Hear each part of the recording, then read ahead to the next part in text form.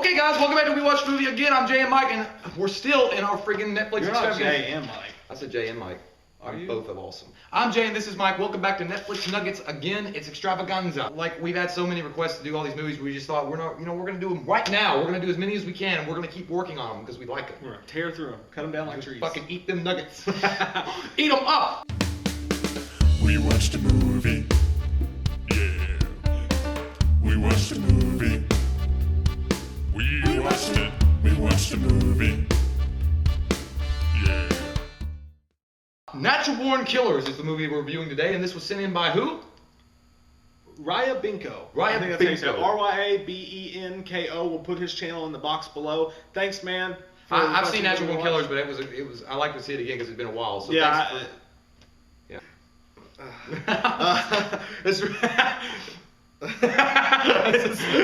It's directed by Oliver Stone, who directed Wall Street, Savages, World Trade Center, Platoon, all sorts of movies. Everyone knows Oliver Stone. Everyone knows Jimmy Jolly. This was written by Quentin Tarantino. The story was written by Quentin Tarantino. Oliver Stone wrote the screenplay along with Richard Rutowski and David Wynn. No, it stars Woody Harrelson, Juliette Lewis, Tom Sizemore, who's in like everything. And it's also got Rodney Dangerfield in it. Yeah.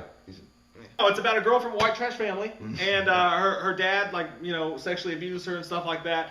And here comes the meat man, delivers a meat package to Woody Harrelson, and he's like, hey, good looking. And then she runs away with him, and then they go on a drug-fueled, sex-fueled murdering spree like anything you've ever seen. I'm a natural born killer. My wife is sitting here watching it, and I was sitting right in front of my face, and I didn't even realize it. Tommy Lee Jones in this movie, Google image it or watch the movie.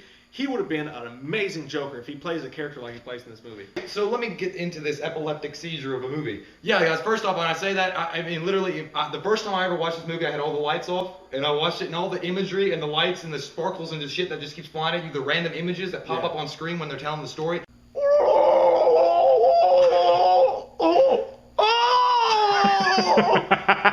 I literally, after I got up and I turned the lights on, I was like, oh shit. I was like, I didn't see anything. It's like the perfect way to test if you have epilepsy. Yeah. But other than that, I will say that I understand what Oliver Stone was trying to do with the movie. He was basically trying to show that the media itself is like the devil or evil people because they present these killers and they murder people and they do all these horrible things, and yet the media makes them international superstars. Like, everybody around the world loves them because they're just like so badass and on the fringe and cool. That's what Oliver Stone, I think, was trying to say. Like, no nimbly bimbly. No nimbly bimbly crazy.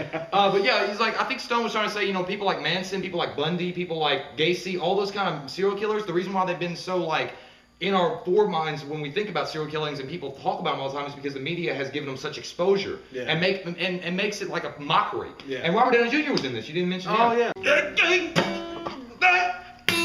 Robert Downey Jr. is in it, and he's the perfect embodiment of this like sex crazed, killing, obsessed media. Yeah. And that's what he does. He makes like their whole like Woody Harrelson and what's her name?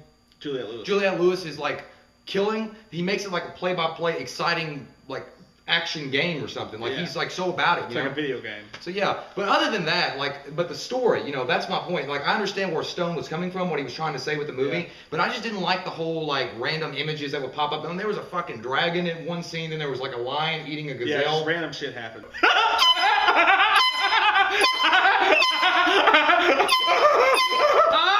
Yeah. It's like one of those LSD movies, and big time. I don't take LSD on the weekends, so you gotta space that. But no, it's just that what you said. There's a problem. I do have a problem with that. Like, I know I'm gonna look like that guy. What? But I do have a problem with that. This movie, and I just watched God Bless America, another movie on Netflix. I have a problem with these movies, man. It's like, you gotta have a little bit of responsibility when it comes to filmmaking. I don't think it's okay to make a movie like this necessarily. And don't get me wrong, it's a good movie, but I do have a problem. I'm sitting there watching it, I'm just like, I just hate that they're doing this, because it's like, even though he has something to say, they're still glorifying it. Have a good time. And like the scenes with her dad, like, we get the point that he like rapes her. We don't need to see him squeeze her ass and like say all this gross stuff. Like, at some point, like, just have some tact, a little bit of tact. Well, I know, but don't you think this is kind of like a satire of that? I don't really think so. Because he's making it like a joke. Like, these people are taking this stuff and being like so about it. Like, the media is so about it. I guess. And he's showing people around the world like holding up signs like Mickey and Mallory Knox are heroes and stuff like that. Yeah, no, I guess, and I understand that. I just, no matter what movie you're making, at some point, I think that you gotta have some kind of respect for human life a little bit, and not just make it a game like that. Even though it's a movie. I know. I'm sorry. Let me take this soapbox. I'm sorry. All right, I'm done. Get away from me, preacher man. That's all I have to say. So yeah, overall, like, I think the movie was good. Like, it's not a bad movie, other than the fact that they didn't need all that random images shit and the epileptic. I will say that Woody Harrelson does great in this. It seems like he's always playing the same kind of role in those kind of movies, like Zombieland and kind of stuff like that, like a redneckish. I don't give a damn. I like Twinkies, his face. stuff like that. And the girl perfectly portrays the white trash. I'm sure she's a lovely person in real life, but she is trashy. I like Juliette Lewis. My favorite, is gotta be Tommy Lee Jones. I think he was hilarious in it, like just perfect in this. He's already dead, dickweed. You ain't got shit. Guys like Mickey and Mallory Knox are two of the most unpleasant shit fucks I've ever had the display to say to my goddamn eyes. Them two motherfuckers are what's wrong with the fucking penal system. So it's kind of like Oliver Stone was like, how many times can you say fuck in a movie, Tommy? And he's like, I can do it. Well, that goes back to that shit was funny, but it goes back to like Rob Zombie, like, okay, we get it. You guys cursing, you have long dungy hair. Like, and Tommy Lee Jones is kind of like a Barney Fife kind of like, dude, I think loopy. He should play the Joker. Warden. Yeah. Well, I don't think he would be. I just don't think. I mean, he already had his chance at Batman Forever, and that's a completely different movie. Yeah, it's kind of the same way he played Two-Face. Nah, he would not play like that. He would play like he did in this. Okay, anyway, get your panties out. Whatever. Okay. But no, at the end of the day, it was a good movie. Like, it was interesting to watch. And I think if for me, if I'm gonna watch one of these like freak out of your mind movies, it would probably be this one. Yeah, it's kind of like Leaving Las Vegas in a way, because it was kind of not Leaving Las Vegas. You're thinking of Fear and Loathing in Las Vegas. Fear Vegas. and Loathing Vegas. Yeah, it's kind of like that kind of weird stuff. Yeah, just like the all trippy. of a sudden it was like boom. Yeah, it's trippy, weird shit. It would scare you sometimes. You'd be watching, be like, blah blah blah. You'd be like, what? Especially when Woody Harrelson goes to the Indian, and like you see imagery, like the imagery is just so weird. It's like a Steven Seagal movie. It was. Yeah, Robert Downey does a great job in this movie as well. He, like I said, he perfectly portrays. Over the top. It's kind of annoying, but it was supposed to be. I think he does a great job portraying the media the way it was meant to be in the movie. So ultimately, I'm gonna give this movie a 6.5. Sorry? It's better than average. I mean, don't hate. But yeah, anyway, 6.5. Stone does, I get his message, even though it took a little while to sift through the weird shit to get it. I mean, you know he was tripping acid when he wrote this. Nobody loves me! Nobody loves me!